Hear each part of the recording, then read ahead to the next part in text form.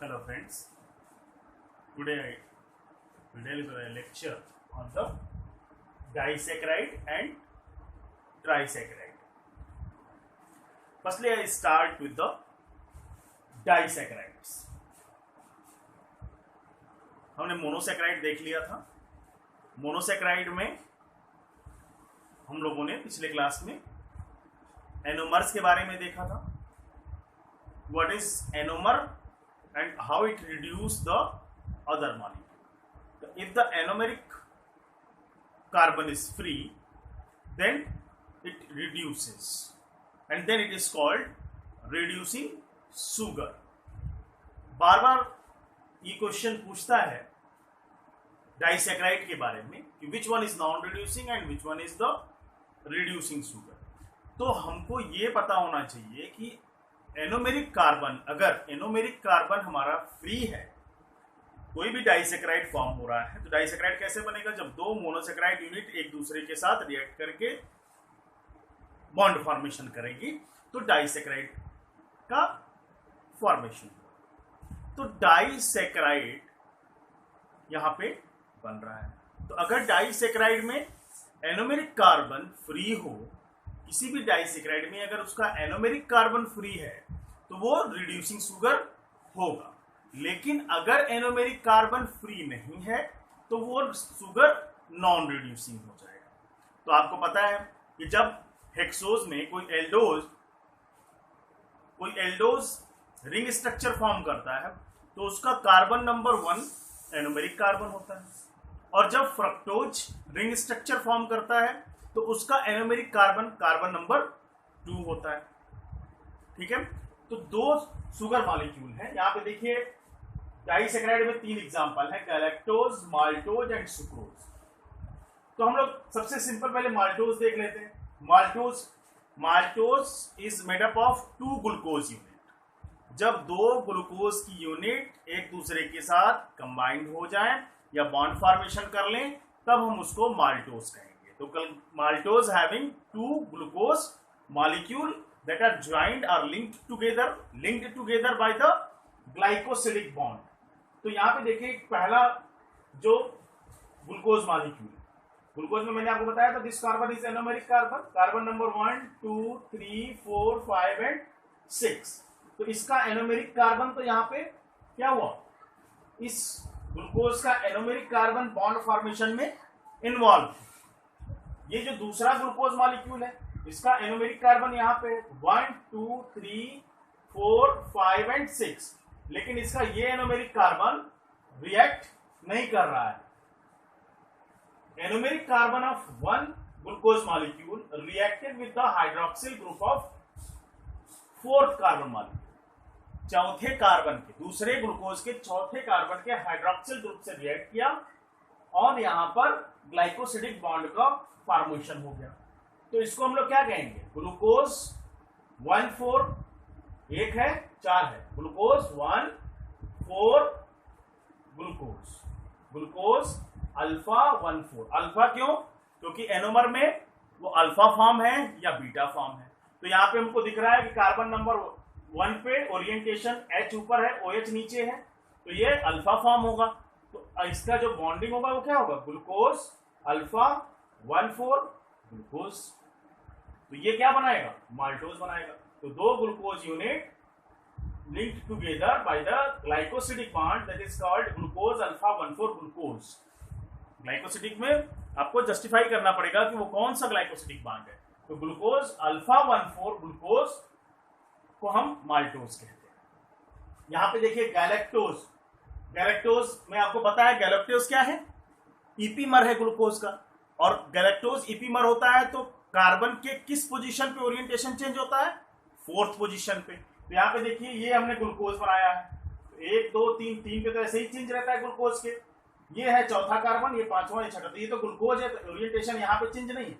ये गैलेक्टोज है, तो गैलेक्टोज में देखिए 1st 2nd 3rd and 4th पे ओरिएंटेशन चेंज हो गया, OH ऊपर चला गया। तो दिस वन इज गैलेक्टोज। अब गैलेक्टोज के साथ यहाँ पे बीटा देखिए कार्बन नंबर 1 पे OH ऊपर है, तो OH का ओरिएंटेशन जब ऊपर की तरफ निकल गया तो ये क्या हो गया बीटा, तो गैलेक्टोज बीटा 1,4 ग्लूकोज, तो एक गैलेक्टोज होगा और एक ग्लूकोज होगा, सॉरी ये गैलेक्टोज नहीं ये लैक्टोज है, this disaccharide is called lactose, तो ये लैक्टोज है, थोड़ा मिस्टेक हो गया, लैक्टोज, तो लैक्टोज की दो यूनिट जो कौन कौन सी है, गैलेक्टोज और ग्लूकोज। ग्लाइकोसिडिक बॉन्ड है, ये ग्लाइकोसिडिक बॉन्ड है, ग्लाइकोसिडिक बॉन्ड में अगर इसको बारे में डिटेल आपसे पूछता है तो गैलेक्टोज बीटा 1,4 ग्लूकोज, तो ये हो गया आपका लैक्टोज मॉलिक्यूल। तीसरा जो मॉलिक्यूल है जो बहुत इंपॉर्टेंट है, sucrose, that is found in the cane sugar. Cane sugar में जो गन्ने का रस है उसमें या गन्ने में सुक्रोज मिलता है जिससे चीनी बनती है, तो चीनी या सुक्रोज जो है वो that is non reducing sugar. वो नॉन रिड्यूसिंग कैसे है, जब नॉन रिड्यूसिंग का बात कर रहे हैं तो इसका मतलब है कि जो भी उसकी यूनिट होंगी उनके जो एनोमेरिक कार्बन होंगे वो बॉन्ड फॉर्मेशन में इन्वॉल्व होंगे, उसका कोई भी एनोमेरिक कार्बन फ्री नहीं होगा। यहां पे आपको दिख रहा है इसका एनोमेरिक कार्बन फ्री था, इसका एनोमेरिक कार्बन फ्री था, एक इन्वॉल्व हो गया लेकिन दूसरी यूनिट का एनोमेरिक कार्बन फ्री है, तो वो बॉन्ड फॉर्मेशन में अभी उसके पास रिड्यूस करने की कैपेसिटी है। यहां पे देखिए जब सुक्रोज की बात करते हैं तो सुक्रोज में एक ग्लूकोज और एक fructose, glucose molecule fructose molecule के साथ लिंक होके ग्लाइकोसिडिक बॉन्ड बनेगा, तब ग्लूकोज और फ्रक्टोज सुक्रोज बनाते हैं। तो यहाँ पे ग्लूकोज का देखिए एनोमेरिक कार्बन, पहला एनोमेरिक कार्बन इन्वॉल्व है बॉन्ड फॉर्मेशन में। फ्रक्टोज का ओरिएंटेशन चेंज हुआ, जो दूसरा नंबर कार्बन का यहाँ था वो ओरिएंटेशन यहाँ पे आया और इसने बॉन्ड फॉर्मेशन में, ये कार्बन आपका बॉन्ड फॉर्मेशन में इन्वॉल्व हो गया, तो ना तो इसका एनोमेरिक कार्बन फ्री है और ना ही इस फ्रक्टोज का एनोमेरिक कार्बन फ्री है, तो दोनों एनोमेरिक कार्बन बॉन्ड फॉर्मेशन में इन्वॉल्व हो गए, कोई भी एनोमेरिक कार्बन यहां पर फ्री नहीं है, तो इसलिए सुक्रोज एक नॉन रिड्यूसिंग शुगर है और ये क्वेश्चन की फ्रीक्वेंसी 50% है। हर दूसरे साल ये क्वेश्चन आपसे, हर दूसरे साल तीसरे साल ये क्वेश्चन आपको पूछेगा ही। और अगर हम डिफरेंट एग्जाम्स की बात करें इस स्तर के, तो 10 एग्जाम अगर होते होंगे तो 5 एग्जाम में ये क्वेश्चन जरूर पूछता है बायोमॉलिक्यूल से, विच of the following disaccharide is non reducing, which of the disaccharide is reducing. तो डाइसैकराइड में सुक्रोज ही नॉन रिड्यूसिंग शुगर है, बाकी लैक्टोज माल्टोज ये दोनों रिड्यूस कर सकते हैं क्योंकि इनका एनोमेरिक कार्बन फ्री है। तो अब देख लीजिए, लैक्टोज में गैलेक्टोज ग्लूकोज, माल्टोज में ग्लूकोज, सुक्रोज में ग्लूकोज फ्रक्टोज। तो ये भी यूनिट भी कई बार पूछा हुआ है कि क्या क्या यूनिट मिलकर डाइसैकराइड बनाते हैं। तो मोनोसैकराइड हो गया। ऑलिगोसैकराइड में आपने डाइसैकराइड पढ़ लिया। ऑलिगोसैकराइड कहां से है, 2 to 9। जब 9 यूनिट से ज्यादा होंगे तो पॉलीसैकराइड बनाएंगे, तो ये डाइसैकराइड हो गया ऑलिगोसैकराइड में। ये हो गया आपका ट्राइसैकराइड। ट्राइसैकराइड का एग्जांपल है रैफिनोज। ट्राइसैकराइड में रैफिनोज है, that is found in the sugar beet, cotton and in some fungi. Trisaccharide में कई बार ट्राइसैकराइड का एग्जांपल पूछा है कि raffinose is a disaccharide, trisaccharide, tetrasaccharide और पॉलीसैकराइड। तो raffinose is a trisaccharide and found in the sugar beet, cotton and in some strain of fungi. कुछ फंजाई की स्ट्रेन में मिलता है, तो अलग अलग फंजाई होती है। टेट्रासैकराइड, टेट्रासैकराइड का एग्जांपल है स्टैकियोज। स्टैकियोज इज फाउंड इन स्टैकिस ट्यूबिफोरा, एक स्पीसीज है, ट्यूबिफोरा स्पीसीज है, स्टैकिस जीनस है। तो स्टैकियोज इज फाउंड इन स्टैकिस ट्यूबिफोरा और यहाँ पे कितने यूनिट है, मोनोसैकराइड की 4 यूनिट है, तो इसलिए इट इज कॉल्ड टेट्रासैकराइड। तो टेट्रासैकराइड में 2 galactose, 1 glucose and 1 fructose molecule. 2 galactose है, 1 ग्लूकोज है और 1 फ्रक्टोज है। Now polysaccharide. पॉलीसैकराइड का क्लासिफिकेशन। अब क्लासिफिकेशन में बहुत तरह के क्लासिफिकेशन है। पॉलीसैकराइड को हम लीनियर और ब्रांच में देख सकते हैं। लीनियर और ब्रांच का मतलब है कि जब पॉलीसैकराइड का क्या मतलब है कि जब मोनोसैकराइड यूनिट एक के बाद कंबाइन होते हुए लॉन्ग चेन फॉर्म करती हैं, तो उसको हम पॉली वर्ड से आप देख रहे हैं, poly means many, more than 9। तो जब ये आपकी लॉन्ग चेन फॉर्मेशन होगा तो हम उसे पॉलीसेकेराइड कहेंगे। तो polysaccharide may be linear, may be branched. Linear मतलब केवल वहीं से अल्फा या बीटा 1,4 लिंकेज होता चला जाएगा और वो लंबी चेन फॉर्मेशन होगा। अगर कहीं से ब्रांचिंग हो रही है तब हम उस समय उसको ब्रांच्ड बोलेंगे। तो ब्रांच्ड पॉलीसेकेराइड है या लीनियर पॉलीसेकेराइड है। लीनियर मतलब एक सिंगल चेन बना रही हो, जैसे ये ना हो, ये सिंगल चेन बना रही हो। अभी एग्जांपल में आपको हम दिखाएंगे, ये सिंगल चेन बना रही हो तो इसको हम कहते हैं लीनियर। लेकिन अगर यहाँ ब्रांचिंग हो गई तो इसका मतलब ब्रांच्ड है। दूसरा इसका क्लासिफिकेशन है स्टोरेज एंड स्ट्रक्चरल। पॉलीसेकेराइड में बी स्टोरेज, में बी स्ट्रक्चरल। पॉलीसेकेराइड दोनों फॉर्म में होती हैं। पॉलीसेकेराइड स्टोर भी हो सकती हैं, स्टोर किया जाए उसको, like starch in plants and glycogen in animals. Structural polysaccharide structure provide कर सकती हैं, जैसे कि प्लांट में वो सेलुलोज और एनिमल्स में chitin exoskeleton of arthropods. Exoskeleton of arthropod is made up of chitin. आपने तिलचट्टे के ऊपर, कॉकरोच के ऊपर की जो आउटर कवरिंग है बॉडी की, जिसको हम एक्सोस्केलेटन बोलते हैं, that is made up of chitin. तो स्टोरेज में आपका एग्जांपल हो सकता है स्टोरेज का, वो अभी एग्जांपल्स हम आपको बताएंगे। स्टोरेज में आपका प्लांट में स्टार्च और एनिमल में ग्लाइकोजन। स्ट्रक्चरल में प्लांट में सेलुलोज, एनिमल में काइटिन। पॉलीसेकेराइड में भी होमोपॉलीसेकेराइड और हेट्रोपॉलीसेकेराइड। पॉलीसेकेराइड होमोपॉलीसेकेराइड हो सकता है और हेट्रोपॉलीसेकेराइड हो सकता है। होमोपॉलीसेकेराइड का मतलब है कि जब एक ही तरह की यूनिट, जैसे एक ग्लूकोज है, दूसरा ग्लूकोज है, तीसरा ग्लूकोज है, चौथा ग्लूकोज है, सारी यूनिट ग्लूकोज की ही है और लॉन्ग चेन फॉर्मेशन हो रही है या ब्रांचिंग हो रही है, उसको हम होमोपॉलीसेकेराइड, मतलब होमो मतलब एक ही तरह की यूनिट है। लेकिन हेट्रो का मतलब क्या है कि जब आपकी एक यूनिट अलग है, दूसरी अलग है, तीसरी अलग है, चौथी अलग है, तो ऐसे पॉलीसेकेराइड को हम हेट्रोपॉलीसेकेराइड कहेंगे। ठीक है, तो उसके कुछ एग्जांपल्स हैं, वो एग्जांपल्स हम आपको देने वाले हैं। तो पहले हम लोग थोड़ा एग्जांपल्स में देख लेते हैं जिसके बारे में बहुत ज्यादा क्वेश्चन बार बार एराइज किए गए हैं, like glycogen. Glycogen is storage polysaccharide in animals.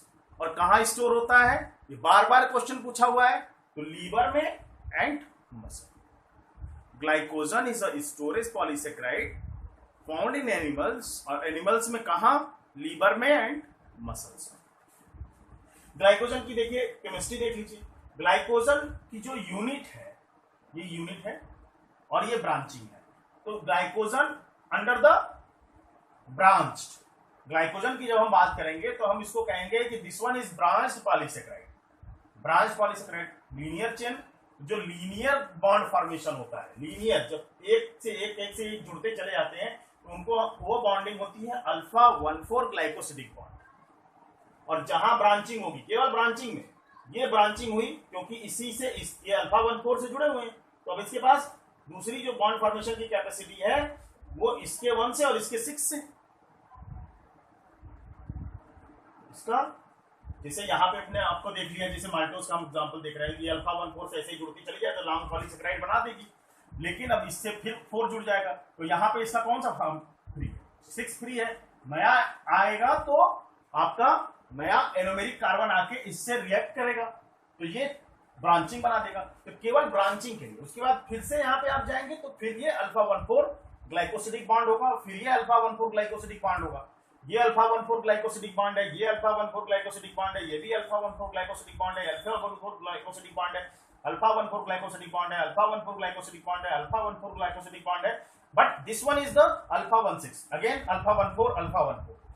तो ब्रांचिंग, केवल जब ब्रांचिंग होगी उस समय यहाँ पे ग्लाइकोजन में अल्फा 1,6 ग्लाइकोसिडिक बॉन्ड होगी। हम लोग अल्फा बात कर रहे हैं, हमने आपको पहले भी बताया जब एनोमर बताते वक्त कि जब भी स्टोरेज पॉलीसेकेराइड की बात आएगी, जब भी स्टोरेज पॉलीसेकेराइड की बात आएगी तो स्टोरेज में हमेशा अल्फा 1,4 बॉन्डिंग होगी, क्योंकि स्टोरेज के लिए अल्फा जो ग्लूकोज है, अल्फा डी ग्लूकोज, वो मोस्ट सुटेबल है, क्योंकि वो एक कॉम्पैक्ट स्ट्रक्चर है, स्ट्रेच्ड फॉर्म नहीं है, इसलिए कॉम्पैक्ट स्ट्रक्चर हमेशा स्टोरेज में होगा।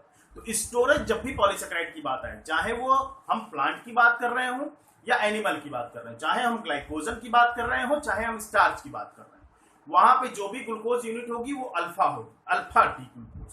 और जब बाइंडिंग होगी तो अल्फा 1,4 या अल्फा 1,6, अल्फा 1,4 लीनियर ब्रांचिंग के लिए और alpha 1,6 for branching.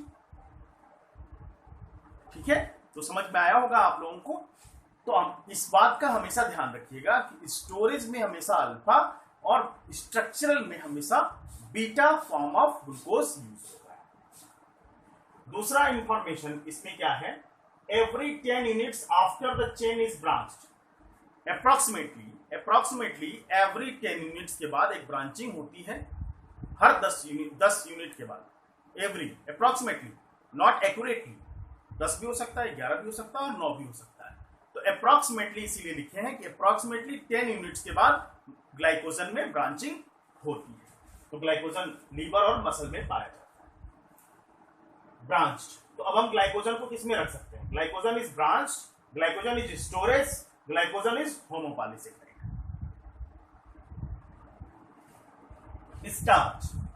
Starch is the another example of polysaccharide. Starch is found in the plants and starch is insoluble polysaccharide. Insoluble polysaccharide होता है, टेस्टलेस होता है। ठीक है, तो जब आप इसकी हाइड्रोलिसिस करते हैं तो स्वीट टेस्ट आता है।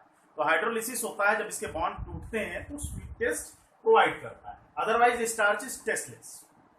एमाइलोज और amylopectin, starch is a mixture of amylose and amylopectin. Amylose और एमाइलोपेक्टिन मिलकर स्टार्च का फॉर्मेशन करते हैं, जिसमें से एमाइलोज जो होता है वो अनब्रांच्ड होता है, एमाइलोज में कोई भी ब्रांचिंग नहीं होती है, और जो लिंकेज होगा तो क्या होगा, अल्फा 1,4 लिंकेज। ठीक है, amylose is a unbranched polysaccharide और अल्फा 1,4 लिंकेज होगा। एमाइलोपेक्टिन इज ब्रांच्ड, तो ऐसा नहीं कहेंगे कि हम केवल अल्फा 1,6 है, अल्फा 1,6 इज फॉर ब्रांचिंग। ठीक है, तो ब्रांचिंग के लिए अल्फा 1,6 यूज होगा, बाकी उसकी जो लीनियर चेन होगी वो अल्फा 1,4 की ही होगी। तो एमाइलोपेक्टिन इज अ ब्रांच्ड, तो एमाइलोपेक्टिन और एमाइलोज मिलकर स्टार्च का फॉर्मेशन करते हैं। यहां पे देखिए कि जो ब्रांचिंग एमाइलोपेक्टिन में हो रही है वो एवरी 25 to 30 रेजिड्यू, अप्रोक्सीमेटली 25 से 30 रेजिड्यू के बाद ब्रांचिंग होगी। तो यही मेजर डिफरेंस है ग्लाइकोजन और स्टार्च में। ग्लाइकोजन में फ्रीक्वेंट है, ये क्वेश्चन पूछा हुआ है, which of the following have the frequent branching. तो ग्लाइकोजन के पास फ्रीक्वेंट ब्रांचिंग है in comparison to amylopectin of starch. तो ये दो इंफॉर्मेशन हो गई, प्लांट में मिलता है, क्लोरोप्लास्ट में पाया जाता है इनसॉल्युबल फॉर्म में। Another example of polysaccharide is dextran. Dextran is found in bacteria. Dextran is stored in the bacteria and some yeast. कुछ yeast के स्ट्रेन और बैक्टीरिया के स्ट्रेन इस डेक्स्ट्रॉन को रखती है। डेक्स्ट्रॉन यहाँ पे आपको दिख रहा है, डेक्स्ट्रॉन की यूनिट मैंने बनाई हुई है, जिस तरह से इसकी यूनिट बनाई हुई है, लेकिन इसकी जो लीनियर चेन होती है वो लीनियर चेन अल्फा 1,6 लिंकेज रखती है। डेक्स्ट्रॉन की लीनियर चेन अल्फा 1,6 लिंकेज रखती है, और इसकी जो ब्रांचिंग होती है that is either alpha 1,2, either alpha 1,3, either alpha 1,4। तो कोई भी हो सकती है, अल्फा 1,2 हो सकती है, अल्फा 1,3 हो सकती है, अल्फा 1,4 ब्रांचिंग। उसके बाद फिर से अल्फा 1,6 आ जाएगा। तो केवल ब्रांचिंग के लिए या तो ये अल्फा 1,2 यूज करता है, या अल्फा 1,3 यूज करता है, या अल्फा 1,4 यूज करता है। It depends on the strain, अलग अलग स्ट्रेन में। ऐसा नहीं है कि एक ही स्ट्रेन में जो है अगर वो डेक्स्ट्रॉन रख रहा है, कोई एक स्ट्रेन है बैक्टीरिया का या फिर ईस्ट का, तो उसमें अल्फा 1,2 भी होगा, अल्फा 1,3 भी होगा। वो अल्फा 1, एक स्ट्रेन में अल्फा 1 2 हो सकता है, दूसरे में अल्फा 1 3 हो सकता है, तीसरे में अल्फा 1 4 हो सकता है। तो डेक्स्ट्रॉन में याद करिएगा, डेक्स्ट्रॉन में जो लीनियर लिंकेज है वो अल्फा 1 6 का है, और जो ब्रांचिंग होती है वो आइदर अल्फा 1 2 1 3 और 1 4। Another example is cellulose. Cellulose is a unbranched cellulose that is found in the plant. Cellulose plant में पाया जाता है, स्ट्रक्चरल पॉलीसेकेराइड है। सेलुलोज क्या होगा? स्ट्रक्चरल पॉलीसेकेराइड है, और स्ट्रक्चरल पॉलीसेकेराइड है और अनब्रांच्ड, बीटा 1 4 लिंकेज। यानी कि बीटा आ गया क्योंकि ये स्ट्रक्चर प्रोवाइड करता है, बीटा 1 4 लिंकेज। तो यहाँ पे जो ग्लूकोज मॉलिक्यूल होगा वो कैसा होगा? Beta form. यहाँ पे जो ग्लूकोज होंगे वो बीटा फॉर्म में प्रेजेंट होगा। Another example is chitin. देखिए इन सब से आप देख सकते हो, सेलुलोज किसमें आएगा? लीनियर में आएगा। सेलुलोज किसमें आएगा? स्ट्रक्चरल में आएगा। सेलुलोज किसमें आएगा? होमोपॉलीसेकेराइड में आएगा। सेलुलोज की अलग अलग यूनिट नहीं है, same unit, beta glucose beta glucose beta glucose, एक दूसरे से लिंक्ड होती चली जाती। Chitin, chitin is unbranched, again unbranched. जो इसकी यूनिट है, unit is a glucose derivative. जैसे कि आपने अगर पेप्टाइडोग्लाइकान पढ़ा होगा, तो अभी पेप्टाइडोग्लाइकान का भी एग्जांपल बताता हूं, लेकिन पेप्टाइडोग्लाइकान पढ़ा होगा तो एन एसिटिल ग्लूकोसामीन, तो ये ग्लूकोज का ही डेरिवेटिव मॉलिक्यूल है, और एन एसिटिल ग्लूकोसामीन के डिफरेंट यूनिट काइटिन का फॉर्मेशन करते हैं। Chitin is found in the exoskeleton of arthropod. ये स्ट्रक्चर प्रोवाइड करते हैं, तो it is under the structural polysaccharide beta 1 4 linkage.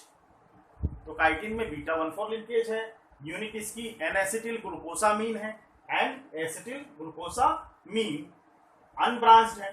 तो ये किसके अंदर आएगा भाई? अगर साइटिन की बात करेंगे तो ये this one is the linear chain, this one is the structural, this one is the homopolysaccharide. तो हेट्रो का तो एग्जांपल ही नहीं आया।